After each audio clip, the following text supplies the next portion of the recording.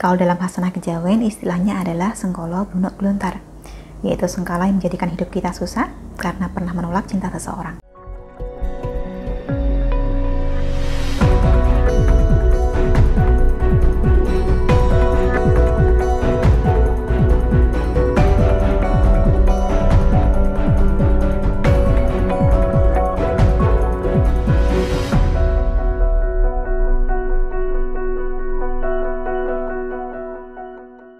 Salam Rahayu, kembali lagi dengan saya Dewi Suntari. Apa kabar Anda? Saya doakan semoga selalu sehat dan senantiasa diberikan kemudahan serta kelancaran dimanapun Anda berada.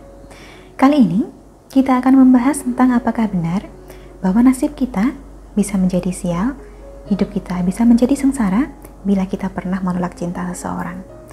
Kalau dalam hasanah kejawen istilahnya adalah sengkolo bunuk gluntar, yaitu sengkala yang menjadikan hidup kita susah karena pernah menolak cinta seseorang. Sengkala sendiri sama artinya dengan nasib buruk atau kesialan hidup. Sialnya ini macam-macam. Ada yang rezekinya jadi seret, ada yang pekerjaannya selalu tidak lancar, ada yang dengan keluarganya selalu bertengkar, ada juga yang hubungan asmaranya selalu kandas. Inilah mengapa ada baiknya kita berhati-hati dalam membawa diri agar tidak menjadikan sengkala bagi diri sendiri. Apakah ini lantas berarti bahwa kita tidak boleh menolak seseorang? Lalu bagaimana kalau kita memang tidak ada rasa pada orang yang menyatakan cinta pada kita? Masa ia tidak boleh ditolak? Nah, kalau kita sudah punya pasangan bagaimana? Kan tidak mungkin kita terima. Sebenarnya bukan tidak boleh ditolak, tapi tolaklah baik-baik. Yang menjadikan sengkala itu bukan sekedar menolak cinta, tetapi menolak cinta secara kasar, apalagi dengan dibumbui makian dan hinaan. Penolakan seperti inilah yang menjadikan sengkala bagi kita. Bukan lantas semua penolakan bakal mendatangkan sengkala. Kita tetap berhak memilih siapa yang akan menjadi pasangan kita. Anda tidak harus menerima sembarang orang hanya karena takut kena sengkala. Sejauh ini sendiri, sudah beberapa kali saya menerima pertanyaan dari mereka yang mengalami hal ini. Di masa lalunya pernah menolak seseorang, yang mana penolakannya dilakukan secara kasar. Kejadiannya ketika masih berusia lumayan belia, jadi kasarnya itu bukan karena sengaja. Seringkali kasarnya ini karena panik, karena takut. Jadi kata-kata menyinggung yang keluar pada dasarnya terlontar sebagai bagian dari mekanisme untuk mempertahankan diri. Terutama bila pihak yang ditolak ini masih tetap membuntuti kita, padahal kita sudah menyatakan tidak tertarik.